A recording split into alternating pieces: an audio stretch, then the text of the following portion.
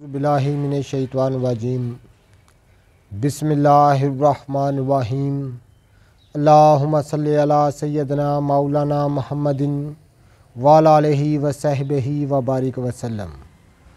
तमाम तारीफ़ें रब्बुल इज़्ज़त की हैं जो तमाम जहानों को पालने वाला है, जिसकी तमाम जहानों में बादशाहत है, जो तमाम मखलूक़ात की शक्ल व सूरत बनाने वाला, उनको रिज़्क़ देने वाला है। मैं हूँ हकीम आमिर शहज़ाद डस्का से। नाज़रीन किराम, आपकी खिदमत में हुक्म कदीम का माल जाती रुझान, उनकी गहरी फ़िक्र, अमराज के दफ़ा के लिए हिफ़्ज़ान सेहत पर उनका फ़लसफ़ा, उनके माल जाती वाक़यात और उनके अक़वाल अर्ज़ करता हूँ, और साहिबान कमाल के सीने के राज मैं आपकी खिदमत में अर्ज़ करता हूँ, जो कि असरार मख्फ़िया में से है और अजायब तेब से है, और इल्मुल अकाकीर जड़ी बूटियों की सही शक्ल व सूरत, उनके नाम, उनके फ़ायदे मैं आपकी खिदमत में अर्ज़ करता हूँ। जितने भी मेरे दोस्त अहबाब हमारे यूट्यूब चैनल हकीम आमिर शहज़ाद डस्का पर नए हैं, वो चैनल को सब्सक्राइब ज़रूर किया करें। नाज़रीन, आज हम बात करेंगे बलादर की, जिसको बलावा कहते हैं। नाज़रीन, ये ज़रा करीब से दिखाइएगा। ये निबातात की कदीम तरीन किस्म है और मशहूर पाको हिंद की मशहूर निबातात है। इसको अरबी में हबुल फ़हम या हबुल कलब कहते हैं। हबुल कलब इसलिए कहते हैं कि इसका जो मशाबत है ये जानवर के दिल जैसी होती है, यानी जैसे कबूतर मुर्ग के दिल जैसी होती है, इसलिए इसको हबुल कलब कहते हैं। तो नाज़रीन, फ़ारसी में इसको बलादर, हिंदी में इसको बलावा, बंगला में इसको बलाया, मराठी में इसको बैलिया, गुजराती में इसको बलामा, संस्कृत में इसको बलातक, अंग्रेज़ी में इसको मार्किंग नट टेरी कहते हैं। इसका दरख्त अमूमन 20 से 40 फुट ऊंचा और ख़ूबसूरत होता है। इसके तने की गुलाई 4 से 6 फुट तक होती है। इस दरख्त को छाल का रंग स्याही माइल लालिंगो धुएँ के रंग की तरह होता है। इसकी लकड़ी सफ़ेद, सुर्खी माइल या सुर्ख होती है। नाज़रीन, ये बरसगीर के अक्सर इलाकों में बलावे के दरख्त पाए जाते हैं। पाकिस्तान में ये दरियाए सतलुज के ऊपर मिलता है। हिंदुस्तान के कोह हिमालय के दामन में 3 से 4 हज़ार फुट बुलंदी पर, हिमाचल, यूपी और असम, बिहार से हज़ारी बाग, बंगाल और मध्य प्रदेश में पाया जाता है। मिजाज इसका गर्म व खुश्क, जो इसका असल है, यानी असल बलादर जिसको कहते हैं, ये आप देख रहे हैं। इसके अंदर एक रतूबत होती है जिसको असल बलादर कहते हैं। इसके अंदर एक मगज़ होता है, मैं आपको तोड़ के दिखाता हूँ। ये आप देख रहे हैं, ये ज़रा दिखाइए, करीब से दिखाइएगा। ये मैं आपको तोड़ के दिखाता हूँ। ये मैंने तोड़ा है आपके सामने। इसके अंदर दो चीज़ें, ऊपर सख्त छिलका है, इसके अंदर ये शहद की तरह एक रतूबत है, उसके अंदर फिर मगज़ है। ये आप देख रहे हैं। ये नाज़रीन, ये जो रतूबत है, जो शहद की मानंद है, इसको असल बलादर कहते हैं, और इसको अंदर जो मगज़ है, इसको मगज़ बलादर कहते हैं। तो नाज़रीन, ये बड़े काम की चीज़ है, इसकी बात करेंगे, और इस पर जो ये इंसानी सेहत पर इसके जो मस्बत असरात हैं उसकी बात करेंगे। ये कदीम तरीन निबातात है और इसका शुमार यूनानियों की जो तसानीफ़ हैं उसमें देखने को मिलता है। उसके बाद अरबों में और हिंदी अतबा की कसीर तादाद में इसका इस्तेमाल करते हैं। इस मशहूर मरकब इसके जो हैं मजून बलादर, हब बलादर, और कई इसके मशहूर आयुर्वेदिक और कराबादीन मरकब हैं। तो नाज़रीन, ज़रा करीब से दिखाइएगा। ये बलावा की मैं असल शक्ल व सूरत आपको दिखा रहा हूँ, जिसको बलादर भी कहते हैं। तो नाज़रीन, जो इसका ये शहद की तरह जो रतूबत है, इसको असल बलादर कहते हैं। इसका मिजाज गर्म व खुश्क बदरजा चहरम है, और इसके अंदर जो मगज़ है, इसका मिजाज गर्म दर्जा दोम, खुश्क दर्जा अव्वल में है। ये नाज़रीन, मकविये असाब, मकविये दहन व हाफज सेहत है, और मकविये बा है। तो नाज़रीन,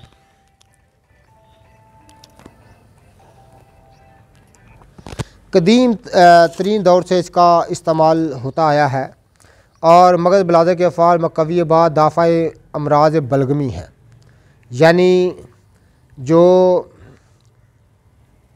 इसका मगज़ है, ये अंदर आप जो देख रहे हैं इसके अंदर मगज़ जो है, यह फ़ाल ख़ास में नाज़िर किराम मकवी बाद दाफ़ा अमराज बलगमी इसको माना गया है। तो नाज़िर किराम बलादर और असल बलादर को मुदब्बर करके अंदरूनी तौर पर इस्तेमाल किया जाता है। मकवी दहन व हाफ़ज़ और मकवी साहब होने की वजह से असलाह के बाद मुदब्बर जो है वो इसको किया जाता है।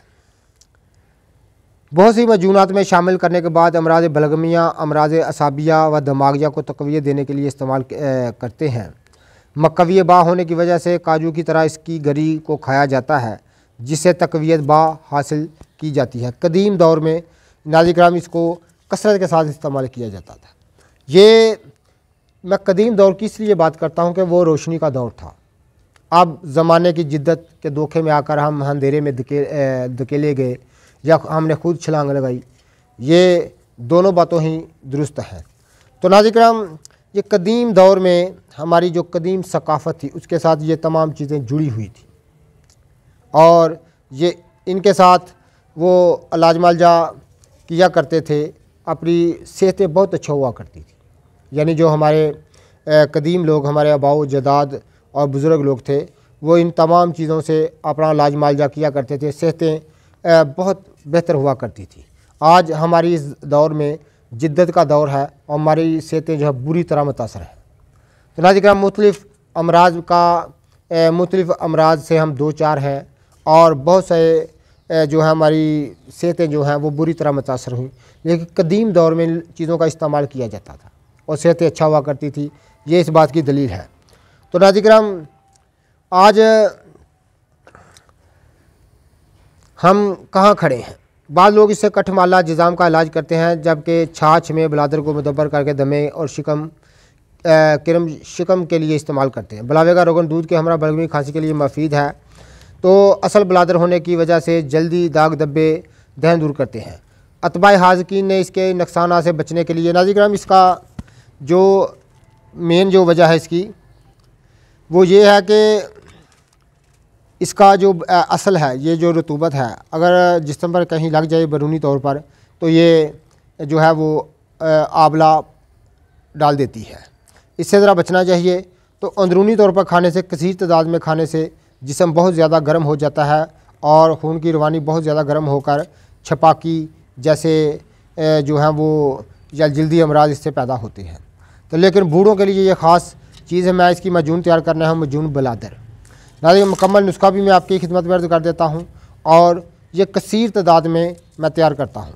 हर दौर में मैं इसको बनाता हूँ, मौसम गर्मा में भी, मौसम सरमा में, और कसीर तादाद में मैं इस्तेमाल कराता हूँ मरीज़ों को। अमराज बलगमिया के लिए, अमराज कमज़ोरी बा के लिए और काली खांसी के लिए और ख़ास तौर पर अमराज बलगमिया के लिए इसको कसीर तादाद में इस्तेमाल किया जाता है। तो नाज़िर किराम मैं आपकी खिदमत में अर्ज़ कर दूँ कि इसका जो मजून सगीर है और मजून कबीर है, मजून बलादर तलाए ख़ास, इसके ख़ास अज्जा हैं। नाज़िर किराम इसके दरख्त के नीचे सोने, ज़्यादा बैठने और फूलों के बराग खाने और बुलावे को शुद्ध करते हुए इसका धुआं लगने से बदन पर सूजन व खारिश हो जाती है।